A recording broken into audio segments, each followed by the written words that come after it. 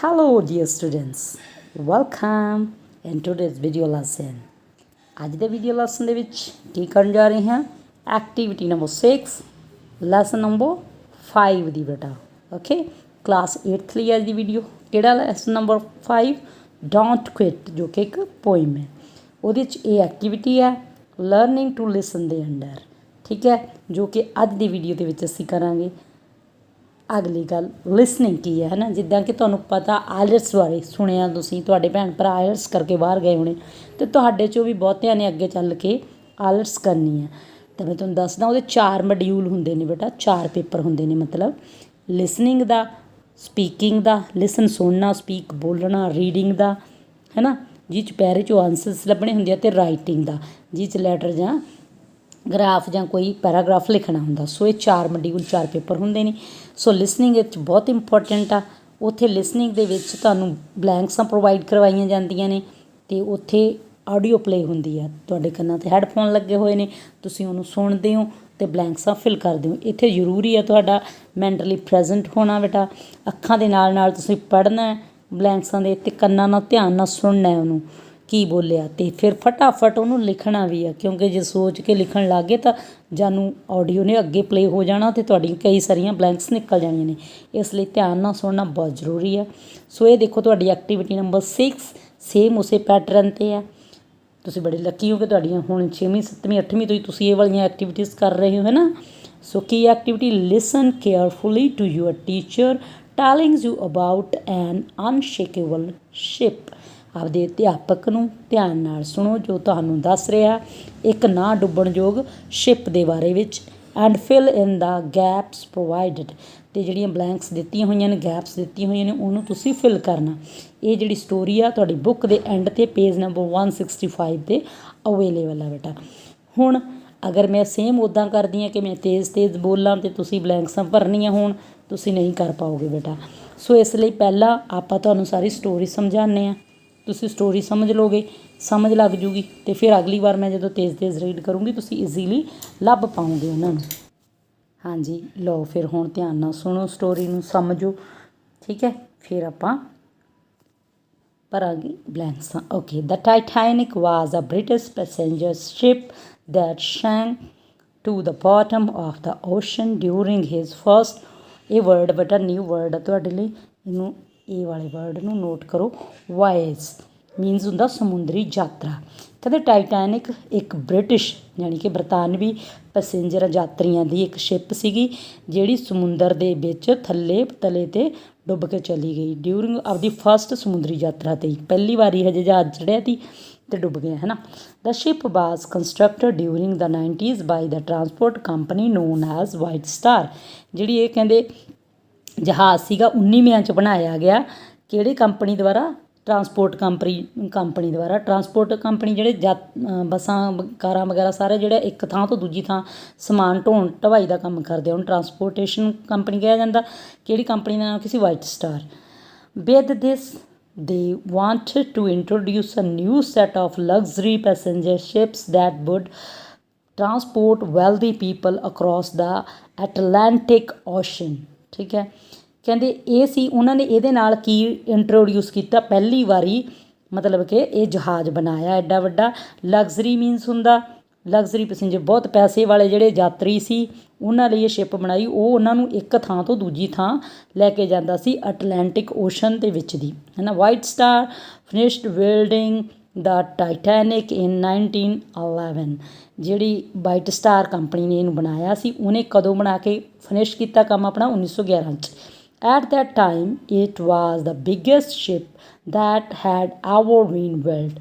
ਉਸ ਸਮੇਂ ਦੀ ਇਹ ਸਾਰਿਆਂ ਨਾਲੋਂ ਵੱਡੀ ਸ਼ਿਪ ਸੀ ਜਿਹੜੀ ਹੁਣ ਤੱਕ ਬਣਾਈ ਗਈ ਸੀ। The Titanic was designed with safety compartments that could fill up with water if any issue occurred। Issue ਹੁੰਦਾ ਸਮੱਸਿਆ। ਕਹਿੰਦੇ ਜਿਹੜਾ ਟਾਈਟੈਨਿਕ ਸੀ ਉਹ ਇਸ ਤਰੀਕੇ ਨਾਲ ਡਿਜ਼ਾਈਨ ਕੀਤਾ ਹੋਇਆ ਗਿਆ ਸੀ, ਸੇਫਲੀ ਕੰਪਾਰਟਮੈਂਟ ਬਣਾਏ ਹੋਏ ਸੀ ਉਹਦੇ ਵਿੱਚ, ਜਿਨ੍ਹਾਂ ਵਿੱਚ ਜੇਕਰ ਉਹਦੇ ਵਿੱਚ ਪਾਣੀ ਭਰਦਾ ਉਹ ਕੰਪਾਰਟਮੈਂਟ ਭਰਨਗੇ, ਸ਼ਿਪ ਆ ਜਿਹੜੀ ਉਹ ਨਹੀਂ ਡੁੱਬੂ ਜੇ ਕੋਈ ਸਮੱਸਿਆ ਪ੍ਰਗਟ ਹੁੰਦੀ। ਔਕਰਡ ਮੀਨਸ ਪ੍ਰਗਟ ਹੋਣਾ, ਇਸ਼ੂ ਮੀਨਸ ਸਮੱਸਿਆ। ਫॉर ਦਿਸ ਰੀਜ਼ਨ ਮੈਨੀ people believed that the Titanic was unsinkable। ਇਸੇ ਕਾਰਨ ਸੀ, ਉਹਦੇ ਸੇਫਟੀ ਕੰਪਾਰਟਮੈਂਟਾਂ ਦੇ ਕਾਰਨ ਨਹੀਂ ਸੀ। ਬਹੁਤ ਲੋਕ ਬਿਲੀਵ ਕਰਦੇ ਸੀ ਇਸ ਚੀਜ਼ 'ਤੇ ਕਿ ਜਿਹੜੀ ਟਾਈਟੈਨਿਕ ਆ ਉਹ ਨਾ ਡੁੱਬਣ ਯੋਗ ਹੈ। In April 1912, the Titanic began its trip from England to the United States, carrying over 2,000 passengers. ਅਪ੍ਰੈਲ 1912 ਦੇ ਵਿੱਚ ਉਹਨਾਂ ਨੇ ਕਹਿੰਦੇ ਟਾਈਟੈਨਿਕ ਨੇ ਸਟਾਰਟ ਕੀਤੀ ਸੀ ਆਪਣੀ ਯਾਤਰਾ ਪਹਿਲੀ। ਇੰਗਲੈਂਡ ਤੋਂ ਕਿੱਥੇ ਜਾ ਰਿਹਾ ਸੀ ਉਹ? United States. ਕਿੰਨੇ ਪੈਸੇਂਜਰ ਜਾ ਰਹੇ ਸੀ? ਉੱਥੇ 2,000 ਪੈਸੇਂਜਰ ਜਾ ਰਹੇ ਸੀ।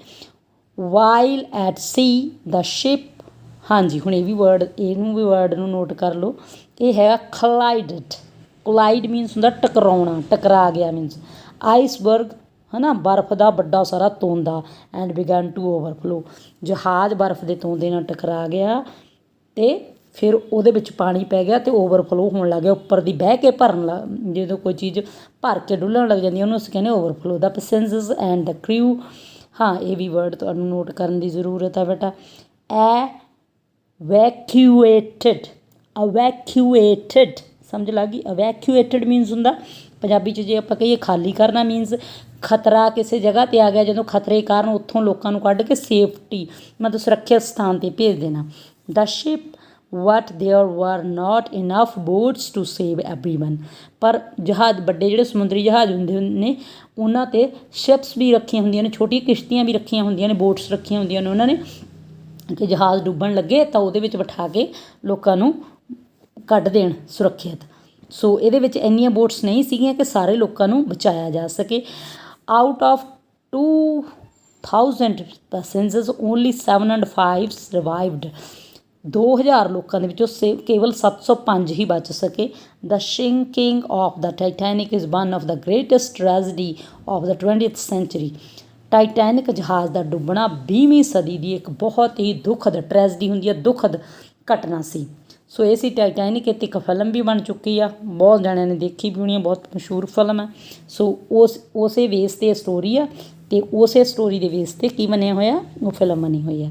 ਸੋ ਇਹ ਸੀ, ਮੈਂ ਤੁਹਾਨੂੰ ਪੜ੍ਹ ਕੇ ਸਮਝਾਤੀ, ਸਮਝ ਲੱਗ ਗਈ। ਹੁਣ ਆਪਾਂ ਕਰਦੇ ਹਾਂ ਜਿਹੜਾ ਆਪਣਾ ਅਸਲੀ ਕੰਮ ਹੈ। ਆ ਲਓ ਜੀ, ਹੁਣ ਮੈਂ ਦੇਖੋ ਪੜ੍ਹੂੰਗੀ ਬੇਟਾ, ਤੁਸੀਂ ਨਾਲ ਹੁੰਦੇ ਧਿਆਨ ਨਾਲ। ਹੁਣ ਜਿਵੇਂ ਤੁਹਾਨੂੰ ਪਹਿਲਾਂ ਕਿਹਾ ਤੁਹਾਡੀ ਅੱਖਾਂ ਵੀ ਨਾਲ ਨਾਲ ਚੱਲਣੀਆਂ ਚਾਹੀਦੀਆਂ ਨੇ, ਕੰਨ, ਹੱਥ, ਠੀਕ ਹੈ। ਸੋ ਨਾਲ ਹੁੰਦੇ ਤੁਸੀਂ ਨੋਟ ਡਾਊਨ ਕਰਦੇ ਜਾਣਾ। ਐਂਡ ਦੇ ਉੱਤੇ ਆਪਾਂ ਆਨਸਰਸ ਚੈੱਕ ਕਰਾਂਗੇ, ਜਿੱਦਾਂ ਕਿ ਲਿਸਨਿੰਗ 'ਚ ਕਰਦੇ ਹੁੰਦੇ ਹਾਂ, ਫਿਰ ਸਾਨੂੰ ਪਤਾ ਲੱਗੂ ਸਾਡੇ ਕਿੰਨੇ ਮਾਰਕਸ ਆਏ, ਕਿੰਨੀਆਂ ਬਲੈਂਕਸਾਂ ਸੀ। ਇੱਕ ਬਲੈਂਕਸ ਦਾ ਇੱਕ ਨੰਬਰ, ਠੀਕ ਹੈ। ਸੋ ਚਲੋ ਕਰਦੇ ਹਾਂ ਸ਼ੁਰੂ। ਦੇਖੋ ਹੁਣ ਤੁਸੀਂ ਨਾਲ ਨਾਲ ਜਿਵੇਂ ਆਪਾਂ ਉਂਗਲੀ ਰੱਖ ਕੇ ਪੜ੍ਹਦੇ ਹਾਂ, ਇੱਕ ਅੱਖਾਂ ਨਾਲ ਨਾਲ ਘੁੰਮਣੀਆਂ ਚਾਹੀਦੀਆਂ। The Titanic was British passenger ship that sank to the bottom of the ocean during his first voyage. The ship was constructed during the 90s by the transport company known as White Star. With this, they wanted to introduce new set of luxury passenger ships that would transport wealthy across the ਕਿੱਥੇ ਸੀਗਾ Atlantic Ocean. The White Star finished building the Titanic in 1911. At that time, it was biggest ship that had ever been built. The Titanic was designed with the safety compartments that could fill up with the water if any issue occurred. Okay, next. For the reason many people believed that the Titanic was unshakable. In April 1912, the Titanic began its first voyage England to the United States, carrying over 2,000 passengers. While at the sea, the ship collided with an iceberg and began to overflow. The passengers and the crew evacuated the ship, but there was not enough boat to save everyone. Out of 2,000 passengers, only 705 survived. The sinking of the Titanic is one of the greatest tragedy of the 20th century. ਲਓ ਜੀ ਮੈਂ ਪੜ੍ਹਤਾ। I hope ਕਿ ਤੁਸੀਂ ਨਾਲ ਹੁੰਦੇ note down ਕਰ ਲਏ ਹੋਣੇ। ਉੱਥੇ ਤੁਹਾਨੂੰ ਉੱਥੇ ਵੀ ਰੋਕ ਕੇ ਤੁਹਾਨੂੰ ਟਾਈਮ ਨਹੀਂ ਦਿੱਤਾ ਜਾਂਦਾ ਕਿ ਤੁਸੀਂ ਲਿਖ ਸਕੋ, ਨਾਲ ਹੁੰਦੇ ਹੀ ਲਿਖੀਦੇ ਨੇ। ਜਦੋਂ ਲਿਖਦੇ ਹਾਂ ਸਪੈਲਿੰਗ ਦਾ ਉਦੋਂ ਚੱਕਰ ਨਹੀਂ ਕਿ ਤੁਸੀਂ ਸਪੈਲਿੰਗ ਚੈੱਕ ਕਰਨ ਬਹਿ ਜਾਓ, ਜੋ ਸੁਣਿਆ ਉਹਨੂੰ ਨੋਟ ਡਾਊਨ ਕਰ ਲਓ ਪੈਨਸਲ ਨਾਲ। ਫਿਰ ਜਦੋਂ ਤੁਹਾਨੂੰ ਆਨਸਰ ਚੈੱਕ ਕਰਨ ਦਾ ਟਾਈਮ ਦਿੱਤਾ ਜਾਂਦਾ, ਉਸ ਟਾਈਮ 'ਚ ਟਾਈਮ ਹੁੰਦਾ ਸਾਡੇ ਕੋਲ, ਉਦੋਂ ਜਿਹੜੇ ਸਪੈਲਿੰਗ ਗਲਤ ਲੱਗਦੇ ਨੇ ਉਹ ਸਹੀ ਕਰ ਲਈਦੇ ਨੇ। ਓਕੇ, ਹੁਣ ਤੁਸੀਂ ਨੋਟ ਡਾਊਨ ਕਰ ਲਿਆ, ਇੱਕ ਵਾਰ ਆਪਦੇ ਸਪੈਲਿੰਗ ਚੈੱਕ ਕਰ ਲਓ ਅਤੇ ਉਸ ਤੋਂ ਬਾਅਦ ਮੈਂ ਤੁਹਾਨੂੰ ਆਨਸਰਸ ਪ੍ਰੋਵਾਈਡ ਕਰਾਉਂਦੀ ਹਾਂ, ਤੁਸੀਂ ਉਹਦੇ ਨਾਲ ਮੈਚ ਕਰੋ ਕਿ ਕਿੰਨੇ ਤੁਹਾਡੇ ਸਹੀ ਨੇ, ਤੁਹਾਡੀ ਲਿਸਨਿੰਗ ਕਿੱਦਾਂ ਦੀ ਹੈ। ਠੀਕ, ਲਓ ਜੀ, ਇਹ ਨੇ ਤੁਹਾਡੇ ਆਨਸਰਸ। ਫਸਟ 'ਚ ਕੀ ਆਉਣਾ ਸੀ? ਓਸ਼ਨ। ਸੈਕਿੰਡ 'ਚ ਕੰਪਨੀ। ਥਰਡ ਬਲੈਂਕਸ ਆਉਣਾ ਸੀ ਸ਼ਿਪਸ।